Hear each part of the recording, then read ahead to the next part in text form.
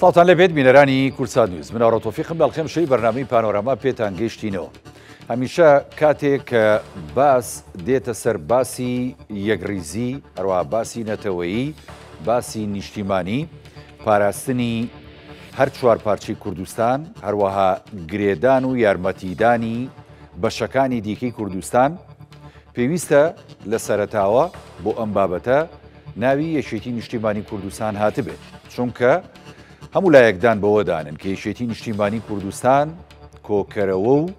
هەروەها پاراستنی یەکریزی نیشتیمانی لە نێو هەر چوار پارچەی کوردستانە. یەکێتی لە ناوخۆی هەرێمی کوردستان هەمیشە خەمخۆریە بابەتە بووە و قوربانی زۆری داوە لە پێناوی ئەوەی کە کورد یەکریز بێت بتوانێت ئاوا توامەنجەکانی بەدەست بێنێ. لە پارچەکانی دیکەی کوردستان یەکێتی هەمیشە پشت و پەنا بووە بۆی کە هەر دۆخێک یاخود ڕەوشێکی نوێ یاخود ئەمرێکی واقع لەو پارچانەی دیکەی کوردستان بێتە ئاراوە یەکێتی پشتگیری بکات و برایانمان و خوشکانمان لە پارچەکانی دیکە بتوانن بگەن بە ئاوات و ئامانجەکانیان. ماوەکانی ڕابردوو یەکێتی نیشتیمانی کوردستان ڕۆڵێکی گرنگی بینی لە سەردەستی سەرۆک باوڵ جەلال تاڵەبانی بۆ کۆکردنەوە و ڕێخستنەوەی نێوماڵی کورد لە باشووری کوردستان و لەگەڵ ڕۆژاوی کوردستان. نێوەندگیریەکانی یەکێتی نیشتیمانی کوردستان و سەرۆک باوڵ وای کرد کە بەڕێز مەزلوم عەبدی فەرماندەی هەسەدە بێتە هەرێمی کوردستان و کۆبوونەوەی باڵا بکە لەگەڵ بەڕێز مەسعود بارزانی و لەگەڵ بەرپرسانی باڵای هەرێمی کوردستان. دوجار لە ناوخۆی هەرێمی کوردستانی ژێستا یەکریزی تەبایە گاتۆتە ئاراوە بە ئاڕاستی ئەوەی کە کێشەکان چارەسەر بکرێن و حکوومەتی هەرێمی کوردستان کابینەی دەیەمی لێ بێتە بەرهەم. ئەمشۆ گفتوگۆکەین لەسەر کۆی ئەو وەڵانەی یەکێتی نیشتیمانی کوردستان بابەتی یەکریزی و هەروەها نیشتیمانی و نەتەوەیی و هەروەها ئامانجەکانی لە پارچەکانی دیکەی کوردستان گفتوگۆکەین بە میوانداری بەڕێز فەتحوڵڵا حوسێنی نوێنەری بەڕێوەبەرایەتی خۆسەر لە هەرێمی کوردستان کە لە ستۆدیۆ لەگەڵمانە. بەخێر بێ کاک فەتحوڵڵا. زۆر سپاس. سەرەتا با لەوە دەست پێ بکەم. ئێستا ینی ڕەوشێکی نوێ هاتۆتە ئاراوە لە ڕۆژهەڵاتی ناوەڕاست وای کردووەم ڕەوشە کە کورد تێیدا بارز بێ و دەربکەوێت و هەمیشە ینی زۆرێک لە زلێزەکان بڵێن ئێمە هاوپەیمانی کوردین، بەڵام خۆشبەختانە ئەوەی کە بۆ ئێمەمانێ گفتوگوی لەسەر بکەین ینی ئەو یەکریزی و تەباییەیە کە ئێستا خەریکە لە نێو ماڵی کورد هەم لە هەرێمی کوردستان هەم لە نێوان باشوور و هەم لە نێوان ڕۆژاوی کوردستان دێتە ئاراوە. خوێنەوەتان بۆ ئەم ڕەوشە تازەیە چۆنە؟ بەڵێ دەست خۆش، ینی بڕاستی ڕاستە گۆرانکاری بتەڤایی تێ ڕۆژهەڵاتە ناوین و بتایبەتژی لە سووریا و عێراق لەبەر ئەواژی ئێمە معنینە ینی بە سووریا و بە عێراق کە چەند گۆرانکاری بە ئەو گۆرانکاری ئایا ساڵحی کوردە یا نا بەرژەوەندی کوردە یا نا خیتابی کوردی یەکە یا نا،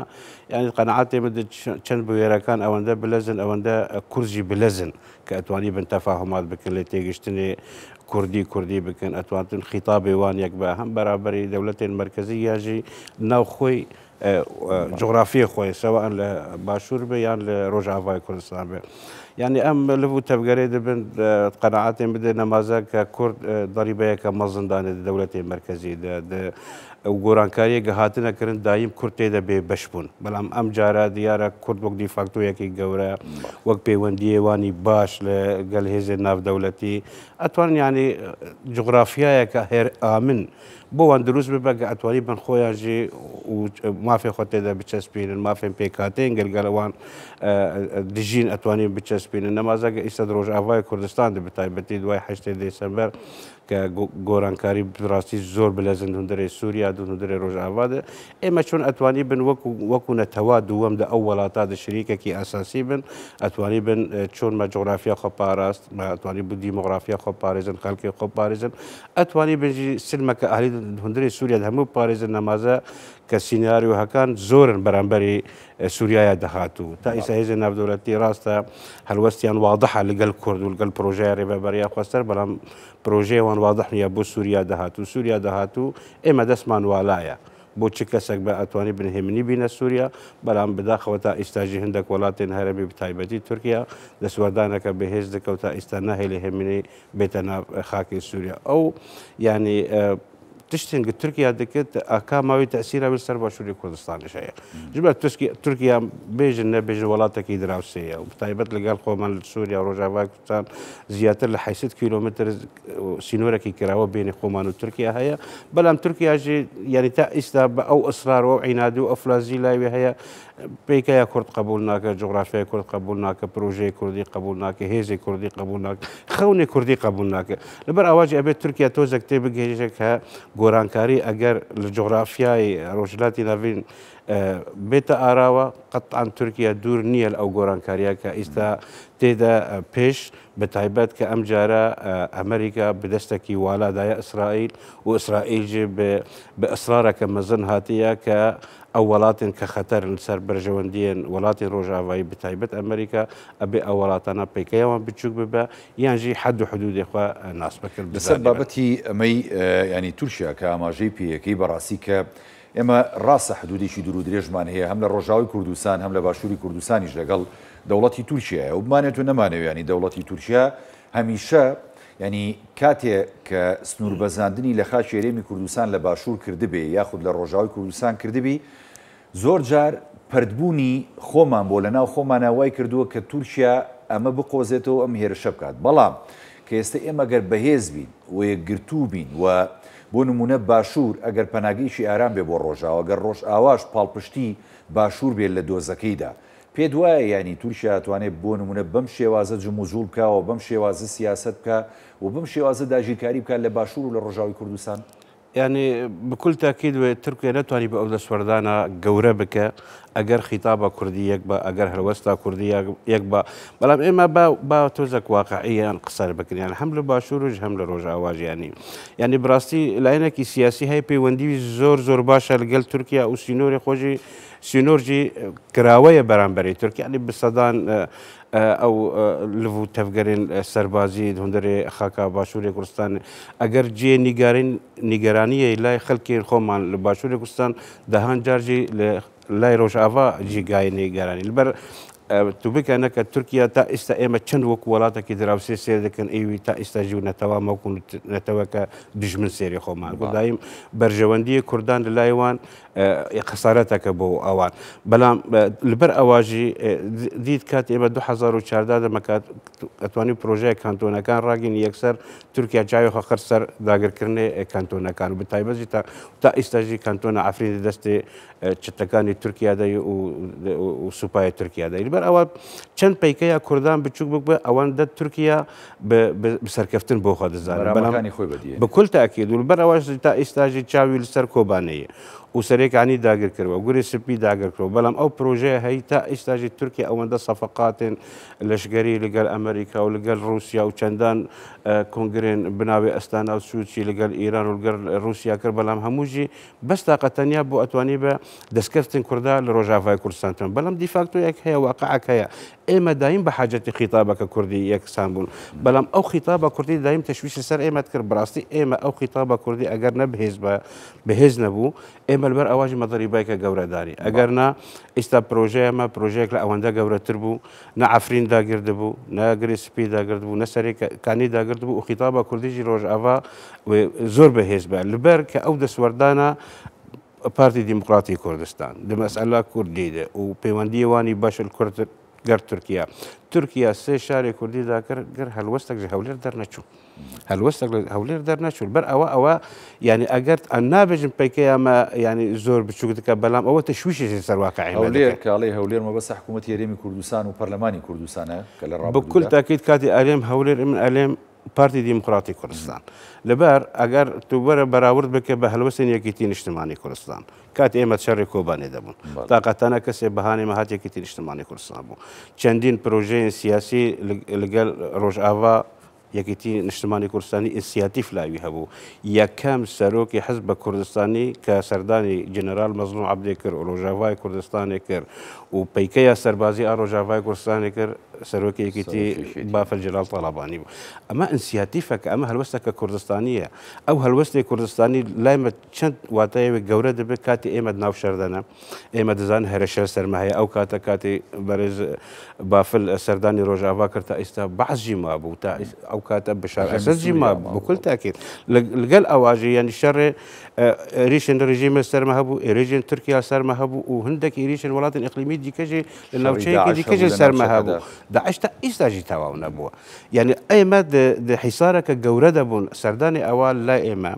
پیکەیە کووردا بەهێز دەکات کە ئێتە یان ئیمتیدادەکەی کوردستانی هەیە پاڵپشتی یەکتە هەیە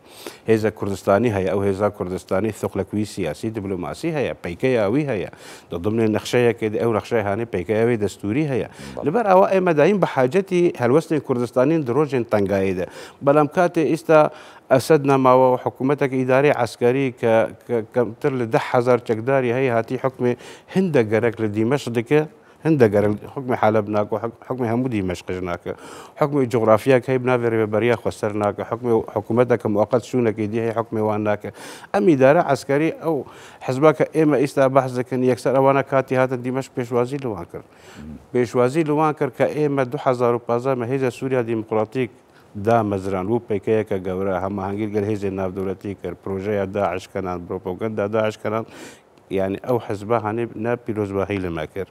نا سەرکەفتنێ مە پیرۆز کرد و کاتی یەکەم جارجی کە تۆ ڕۆشتن تورکیا تایبەت ئامەد کۆتی هیچ شۆرەش لە ڕۆژاوای کوردستان نییە شۆرەشێک ڕۆژاوا کوردستانی ئەو کاتە 6,000 شەهیدێمە هەبوو لە ڕۆژاوای کوردستان بەڵام ئێوە ینی قۆناغەکە و جەنابیش تاماژەت پێدا ینی قۆناغەکە هەستیارە ئێستا ڕەوشێکی نوێ لە ڕۆژهڵاتی ناوەڕاست تۆ تا ئاراوە بۆ نمونە کورد بەشێکە لەم گۆڕانکاریانی کە هەیە ینی لە سووریادا یعنی ئێمە ئەزانی کە گۆڕانکارێک گەورەکە لەوەیە و کوردیش بەشێکی سەرەکیە و بەشێکی گرنگە لە سووریادا و ئەوەشی کە هەیە لە باشووری کوردستان کە هەرێمی کوردستانە ئەم هەرێمەش خۆی یعنی لەسەر پایە دیموکراسیەکانی خۆی چەسپی و بەشێکە لە عێراق و لە دەستوردا ینی دانی پیادانراوە بەڵام گرنگ ینی ئەو تەبایی کە دروستە بێت لە نێو ماڵی کورداندا لە هەردوو پارچە چکە عمقی استراتیژی و عمقی سیاسەتی هەرێمی کوردستان لە باشوور ڕۆژئاوایە بۆ ڕۆژئاواش باشووری کوردستانە ئەم هەوڵانەی یەکێتی نیشتیمانی کوردستان کە لە ڕابردوودا بە تایبەتی سەرۆک باوڵ جەلال تاڵەبانی دای بۆەوەی کە ینی نێوماڵی کورد ڕێکخرێتەوە خۆی لە یەکێک لە ئیڤێنتە گەورەکانی کاتی بانگەشی هەڵبژاردن داوای لە بەڕێز مەسعود بارزانی کرد وتی من تەنها یەک داواکاری شخصیم لە جەنابەت هەیە کە ئەویش هیوادارم قبوڵی بکەیت کە هاوڕێکەم ببینیت کە مەبەستی بەڕێز مەزلوم عەبدی بوو ینی فەرماندەی هێزەکانی سووریای دیموکرات ئێستا خۆشبەختانە ئەم هەوڵانەی یەشێتیەوە تا ئەنجامەکەی بینین ینی بەرهەمەکەی دیارە خەریکە نێوماڵی کورد یەکەگرێتەوە و خەریکە دیدارەکان یانی لەسەر ئاستی باڵا ڕێگەخرێتەوە یەکێتی کابێتە پەناگەیەک بۆ هەموو کوردان پێ دوایە ئەمە لە هەستە نیشتیمانی و باوەڕبوونی بە نەتەوەی کورد و باوەڕبوونی بە پارچەکانی دیکەی کوردستانە یاخود نەخێرۆکو هەندێک لایەنی دیکە مەرامی وڵاتانی کە جێبەجێەکە يعني أما حقيقة أنه يكتير اجتماعي كردستان خطي خوي دان اجتماعي نأينا تويدر نشوى أما سياسة إمام جلال بو سياسة خوالي خوشبو سرق إمام جلال دايم دقوت إما بالبشتي همو برشكاني كردستان دكن بلام دستورداني برياري واني سياسيناك بلام أوانا بارتي أجر حزدك يارمتي أبيت تدخل البرياري توي السياسي بده كاتي جناب سرق بافل وقت كاتي كاك مسعود دعواكر إنه جنرال مظلوم عبدي بنا أو كاتا أجر دي تبايا يعني زيادة الصالك روشتوا أو صال أنا أيما أتواني بزور كرانكاري لخطاب كردي بكن لبر إستاد دمشق نما حكومتي أسد نما حزبي بعث نما خطاب كردي نفس رجعوا كردستان تا إستان نيك خطابة لبرج هندك بارتي هنا سرب بارتي ديمقراطي كردستان تا إستاجي تشويش سر بروجيا ريبابريا خسر دكن سر هذا سوريا ديمقراطيك دكن نهل خطابة ما يقبل وهاتنا جنرال مظلوم عبدي يكجوان أرمانجانا أب خطابة هنجبر بريارة أو برادرانی مگر روزافانه که بنابه چارچوب انجمن اجتماعی کو بریاروان نلقا مشروع بریاروان لهوليره تو اتوانی به ام حزب كعايده تونا تو اتوانی به خطابه وان يكسان بك اما برانبر استحقاقات جوران براستي يعني اما استحقاقات جوره هنا گورانکاری زور دهندري هرمي ده هنا لبر او اما كرد ابي چند خطابه مد ناوخوي بهزبه اما اتوان او عندك كارت فشار دستي مذهبه كارت فشار راست زورن بلام اگر چند حزب كردي لقلتو نبن خطاباتين تويده تشويش سرت بكن ويكسر كاتي گۆرانکاری دیمەش دەچێ بوو یەکسەر هەندێک ئەو برادران یەکسەر ڕۆشتن دیمەش ئەگەر تو هێزێک تۆ نەبێ و ئەگەر خیتابات و نەبێ و پارپشتیاتە نەبێت تێ دیمەش چی بکە یانی و ڕۆشتن دیمەش و ئەحمەد شەڕژی پێشوازی وان نەکرد خراپە بەڕاستی پێشوازی وان ناکە پێشوازی هێزەکان لەگەڵ ینی نوێنەری هەسەدە و ینی نوێنەرایەتی کۆبانێ خۆ سەر لێ بەردەوام بوو لەگەڵ ینی زانێ یعنی هێزت دیفاکتۆیە تو رقمەکە صعبە بەڵام ئێمە وکاتی بن بخیتابە کوردیەک بن ئەوە استحقاقی منە استحقاقا ملت ئێمەیە با بێن سەر و سەرچاو ئێمە ئەتوانین دانیشن خیتابەخوا بکن یەکون لەگەڵما بن بەڵام تۆ تا ئیستاژی کۆلیسیۆن عربی ئیسلامی کە تورکیا 13 ساڵ لای خۆ بخۆی کرد نەما ضربی سفر بوو هاتنی جۆلانی تا ئیستاژی بدەیان گروپ سیاسی و لەشگەری دناف کۆلیسیۆن عربی ئیسلامی و تورکیاوان بخۆی کرد نەماون تا قەتەنیا ئەخوان مسلمین و ئەنە کەسێ ماوە ئەمە پرۆبلەمێکی گەورەیە تو لای ئەخوان مسلمین ناسراوە یعنی گروپێکی لیستا تیرۆرێدا یان وەرە استحقاقاتە هەنە استحقاقاتی نیشتمانی هەنە ئێنەتەوی هەنە هاتنی بەڕێز ینی مەزلوم عەبدی بۆ هەرێمی کوردستان و کۆبوونەوەی لەگەڵ ینی بەرپرسانی باڵای هەرێمی کوردستان بە تایبەتی لەگەڵ بەڕێز مەسعود بارزانی کە ینی بەنێوەندگیری سەرۆک باڵوجەرا تاڵەبانی بوو ئەمە نابێتە کردنەوەی ئەو گرەیانەی کە بە تایبەتی بۆ نمونە ینی برادرانی ئەنەکەسە تا ڕادەیەک بێنەوە لە ڕۆژاوای کوردستان لەگەڵ برادرانی ینی هێزەکانی سوورای دیموکرات دابنیشن و تا ڕادەیەک ینی ڕێککەوتنێکە بێ لە نێوانیاندا ڕێگە خۆشکەر نییە ئەم بابەتە بۆ کاک فەتحوڵڵا یعنی ئێمە هێوی دکن ڕێخۆش ببە بەڵام دیارە ئێوان مواکب نینە لەگەڵ بویەرەکانی کە هەنە یانێ يعني أبي زياتر أيوان فشار بخن بين لبر أوان نا أو يعني هذي واني سياسي جورها نخيطاب واني سياسي بهذا سيزا صار جكريزة سوريا لسر خاكا روجافاي كردستان تبيكيا وان تني هذي واني سياسي يعني تبيج يقولوا باندورا وان هي نل دمشق هي نل قامش له هي ولا شو نكيدي هي كان جاران شربوية جبهة النصر هاتيش كان داعش هاتي وشوية نقشة قالك هاتنا جوهارين هيش سياسي فكلاي وان درنا كتب بيجاوانا واد داگر كرنا عفرين ده بياننامه الجل اخوان المسلمين ديجي كردان در ذكرن او بروبلما كي مزن يعني الجل اواجي اما دالين درجا ولايا بابين گفتگو دكن ببيوان نارون دمشق بابين اما خطابه خبيك بكن بلام تا إساج بريار لايوانيات قناعاتي مد حتى بريارك السياسي جي بستين أبي هندك تكل فكر بهندك مسائل دي أو مسائل دي جي لرجافة كردستان جي جاي قبول كردن يا مسائل لشكري ومسائل هندك هيزي خوابين الويدركا أبانا جي جاي قبول كردن أم كهتدنيا إما برامبر إستا بوير للاي مهم كإما خطابة كردي بكنيا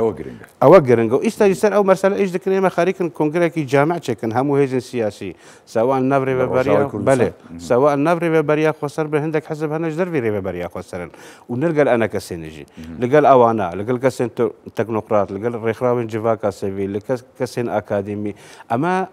ما في ملتكية أبي حمود أو كونغرادا بجدار من بيجن إما استحقاق مد سوريا دهتوت شيء آية فيدرالية آية كونفدرالية آية حكم ذاتية آية لا مركزية سياسي آية لا مركزية إدارية لا مركزية جغرافية تماما ملتة مهزة سياسي زور جرينجا أو بتشسبان فتح الله براسي أجر كورد يعني بتاعتي للرجاوي كردستان أما هنجاوانا ننيد ببلا چکە پێم وایە بێ مانگی داهاتوە بەس بەروارەکەی زۆر بیزەبت نازانم کە کۆنگرەکەی پاریسە کە بۆ ینی ڕێخستنەوەی نێوماڵی سووریە بە هەموو پێکاتەکانی خۆ کوردیش بەشدارێکی سەرەکی ئەو بابەتە بێ یخۆ تۆگە کورد بە یەکگرتووی نەچێتە ئەم کۆنگرە فراوانە نێودەوڵەتیەوە کە لەسەر ڕەوشی سووریا و ئایندی سووریاکرێ پێ دوایە مافەکانی بەدەست بێنێ يعني ئێمە ئەو کۆنگرەت دکەن حتا هاتو توقيتك هذا تحديد كريم زور بلا سر إيش دكان أجر أنا كسينا هاش ديما كونغراد بستن وتواو بس أنا كسبوني أنا هي اللي قامشلو ناوتشانه يعني شر حزب سياسي بتشوكن بيكيا وانية تمثيلي وان هاي توان جبر زياتر سركرداتي وان يلا اسطنبول نيان هوليلن يعني قاعدة يكواني قلق بسيط هي أنا كسي وهمك كبارتي وان جورا كريه إنه أما بشكن أما أنا بشني نكاتي قفتوجو جدي كن هندك راجي عندنا ياخذ بيجن والله أنا كسي قصدي قفتوجو ناك فرماندي قشتي قصدي سر برشتياري كوبونه وده كان بلام كسي قفتوجو ده كان بارتين يكيتيان اجتماعيين كبناء بيانكي وبارتين أنجمان اجتماعيين كردي أنا كسي بلام مرسالة جورا ده كان يعني اما كاتي جارواني واندكن مشاعري ملتي خو باريزن يعني اما ببين وان ناشن اگر او كونغرهات الدار قسم بعربي درين درون بمن حضر كسن قام ده بسرش ريكفن شاندا يك دروز دكن او شاندا يعني البري برامج دست تحقيقات يكم شاندا كردي بو ما في نتواما وشاندك جيب نافي ريبريا خسر بريبريا خسر بروجيك جوري بيج مليون كاس لخوا دغرا هذا سوريا ديمقراطيك بالبشتيا ويدك اما سلمى علي بالستيا بكل تاكيد راست رجيا كردان دري هذا سوريا ديمقراطيك زياتر الحفته الصديه ودزغاين ريبريا خسر زياتر الحفته الصديه دستي كردان دي بلمناي واتي هاني اما شريكي خو فراموش بكن او شريكاني كاش 2014 القلمن دوان دزغاين دي سياسي بن ايلش غريب بن خدمي بن دبلوماسي دهميا دي شريكي ما 10 سال يعني ابي ما فراموش بكن براسيجي يعني البراوي ما برامبر استحقاقات جورن دو خطاب ما هبن يا كردي يك نجتماني سرا واستانا اما گفتگو يك بكن وتايكي ازارج ومرامح سوريا دهاتوج ديار ببا يعني ديار البراواجي بلام اما اگر اجندات ما واضح بن وكو نتوا وكو بروجا او لايما جيجاي قبول كردن بالله ملتي ملي اگر هات وخطابه كرديجي سر او چند کسانه ما بن خو کرد و نتویک و پروژه و همو خلکی ما چاروان ناکن دو کس بین که بریاره و ندستی وان چاروان بکن بریاره جوان بوان جدره و بی حیانی موافقه بکن تیکه بشانده که ما في خو تحدید بکن یا تحدید نکن. والله هر جوره نارضاییک یا خود تیک دانیک بحقد يعني اما ترى ديك يقوتاري كرد لاواز دكا براسي يعني متابعتي للرجاوه بي لباشوري كردستان بي ياخد باشور الرجاوش بيكوا بابتي يعني باسد لهنديك لاني سياسي كلاريمي كردستان كاوان زور جاري يعني رولي خراب يعني بو تابعتي بو رجاوي كردستان هەوڵەکانی یەکێتی نیشتیمانی کوردستان کە هەمیشە خۆی بە پەناگە زانیوە بە تایبەتی بۆ ڕۆژاوی کوردستان چکە ئێمە بۆیە باسی ڕۆژاواکەین ڕۆژاوا ینی ئازادە و ماوەیەکی زۆرە ماوەی چەندین ساڵە لە 2014ەوە ئەمرێکی واقعە دیفاکتۆیەکە خۆسەریەک پێگاتوو لەوێ ینی بەڕێوەبەرایەتیەکێ دەیبا بەڕێوە یەکێتی زۆر جارەگەر باجیشی دابێت باجی کوردایەتی بوون نەتەوەیی بوون نیشتیمانی بوونی خۆی دابێت لەسەر بابەتی ڕۆژاوا هەر کردوێتی یەکێتی هیچ پرۆژەیەکی هەیە بۆیە کە هەوڵ بدانێ و ماڵی کوردان لە ڕۆژاوی کوردستانی یەک گوتارکە بە تایبەتی بۆ ئامادەکاری بۆ کۆنگرەی پاریس يعني بكل تأكيد يكيدي دايم دعم وبالبشتية بو مسألة هاني وقطعا جي تدخل د بريارة سياسية بارتي كردستان كردي دا نكري لسوريا او شان دايما بصدان جارة هاتنا سليماني ولقال رايدارين يكيتي نشماني كردستان ومسؤولين يكيتي نشماني كردستان دانشتنا ودايم رينماني وان دايم اما لقال لي خطابة مالا كردين اتوالي بن خوب باريزن نبن بشك او ناكوكين قد همو بقلان بريد نخشايا سوري ده او اتواني بن خوب باريزن وبالحقيقة جي اما وابن يعني بدو 2014 لبيرمتي اتفاقيات هوك هاتا مذاكرين يكسر او هيزن كردي هميان هاتن دباشان لاي جناب سلوك مام جلال وبراسي بيروز باهيك لوان هاتا كرن ككرد اتواني بن او هم هيزن كردي خطابه كدرس بكن لا او خطابه هان دواي بداخل او جي برباد بو يعني نماذج او دي سجي عيني مسألة بو يعني مسألة نتوان باستحقاقاتي خورا بنخسر كرديتي وان الهولير الاسطنبول ابي شريكي بريارة سياسي بالقامش اگر حاضرنا بوجودها تتنا حضورها تتنا نتوان شريكي بريارة سياسي بالقامش لبر اواجي ايوان مواكبش احداث صارنين لقى الاواجي دايم وقت الضاعتين الين بشريكك اساسي لقى الاواجي ايما الين بابنا شريكي اساسي بلم تا استاجي هر بريار لايوانية بالشريكك كأتواني بن مالا خوريخ نتواخم مرتاح بكن خلكي ما يعني سيري بروجي ما بكن يعني يا هو كاركه دركي أظن دركي بكل تأكيد يعني يا كم تشت بريار لايوانية الهوليرة وهوليرجي هيج بريارك نتوان ورقره مگر موافقتها أنقرة ورنقره أما بروبلما جورة يعني في شارع تركيا السروان هي يعني وهاتني جنرال عبدي هيجنا قرة يعني هاتني وجوهرتنا بسيط بك يعني قناعات إيه ما بتشاوك إيجابي ليدرن كتشوف قفتوجيا كردي ها بتشتر كردي التشنجات كير روندو يعني خوي أما جرينجو براسي هاي التشنجات وهرب من التشنجات من اللبر كأجر بارتي رازي بتركيا رازينية آية بارتي كار تركيا رازي بك أو ثقل سياسي أو بارتي هي كاري بتركيا رازي بك أو كسانة كبنابي أنا كسي كنا كواليسيون عربي اسلامي ده بدهان امزاء بو اخوان المسلمين كنا اتوان باش كشل امزاء خو بكن امانه يعني بشكل جرولك ورقرتنك وقت كانت تركيا ايريشي ما تكرر او تشتكاني كسرب تركيا ايريشي ما تكن امانه هيش رول يعني نبو هلوسيان نبو هلوسيان بالعكس تشويش لسر بروجا ما ذكرن كاتي كعفرين هذا ذاكر كوتي او بياديل ويدرشو نالن بروجيكا بناوي حزب يك حزب اليو بياديل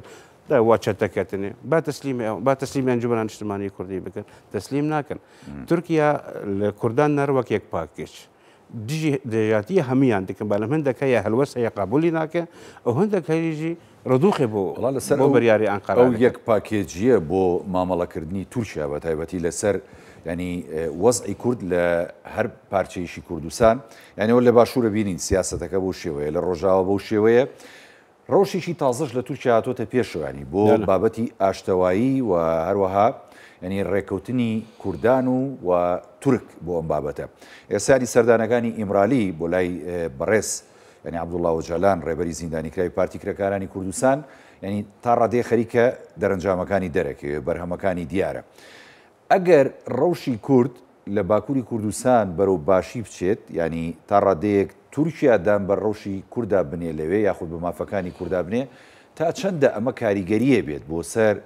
ڕەوشی کوردان لە ڕۆژئاوەوە تا ڕادەیەکیش باشوور بەڕاستی کاک فەتحوڵڵا بەڕاستی ئەگەر پرۆسەیە ئاشتی حەقیقی لە باکووری کوردستان بێنیوان و ئەنقەرە نەجاحەت بینە واتەیە کە ڕۆژئاوای کوردستانیش هێمنی لێ دروست دەبێ و باشووری کوردستانیش هێمنی لێ دروست دەبێ و پەیوەندیان ئەنقەرە لەگەڵ هەرێمی کوردستان و لەگەڵ کوردین ڕۆژئاواژی تەطبیع دەبێ بەڵام ئایا ئەو پرۆژەیە ئاشتی کە ئەردۆغان و بەخشەلی بەحث دەکەن ئایا پرۆژەیەیان وەهمەکە خەونەکە قەنەعاتێ مەدە يعني جدي نية نا ياري بكات أكن يعني هيش شرط مرجو عليه تشك دينن ورن برلمان قصابة خوكاتيج لبرجوندي براسي أوانية نا أردوغان نا باخشلي آخر وضع البرجوندي وانية نقالوا زيا وان لقال كردان والقلوانية يعني بهاتني إسرائيل وبنماني حلفاء أردوغان حزب الله حماس أو حزب يعني كأردوغان بيواندي وان قلوان هي دزانن كولاتين جورا بو إسرائيل وبو أمريكا رجلات ناورات بيوسناكا بلام بيكيا إستا بيكيا إيران بتشوك بوا إيران حد حدود إخوة دزانة شيء دزانة إستا حدود إخوة نابزينة بلام طاقتنيا تركيا بيكيا بهزبويا بيكيا زور بهزبويا أجر بلد ترازو بين خو إيران ذكر إستا إيران لهري مكان ما خوت ماوا دقوتي روسيا بيكاو إستا لهري مكان بتشوك دبا طاقتنيا إستا تركيا وأمريكا روبروي يكتر أبن برجواندية تركيا وأمريكا زور دوري يكترن تركيا ولاتكي لقال تصعيدها لقال عسكريتاريا هي دعم تيرور دكا تيرور جي خطركي جوري سر همو جهار بتايبس سر برجواندية أمريكا لهمو هري ما رجالات لو خطرك السر خدي ولاية إسرائيل تازه هاتية سرخد حزك النخشيك وكو اليد الضاربة بأمريكا تهندلي هريمك وأتواني بوجود دفتريك بتشوك أو همو آلوزيان نهيلة بلام طاقتانية تركيا وكو ولاتكي سنة جورا وبرجمدية وان تقاطعناك البرجمديين توكسي وبربستي شلا بردم أو بروجي إسرائيل وأمريكا هذا بربسته وتا استاجي يعني مراهنه السر عندك مسائل هذيك او مساله يعني مساله جروبين توندرو يعني دسوردانا كسوريا ود العراق ود ليبيا ود كرباخ ود مساله اوكرانيا ود يعني هم بلاتك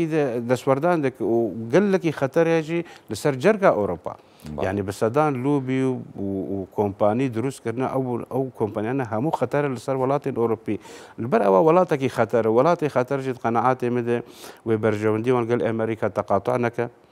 واحتمالك وسيناريوك محتمل يجي كبروبلمك اورتاوان واسرائيل دركبه لبر اواجي حزك بروبلم يخوينا خوينا هيلن بلام بروبلم يواني نافخوي بحل مساله كردي تكر كيشيه كردي نكب گفتگويا بشرط ومرج على تشك دينن باقسابكن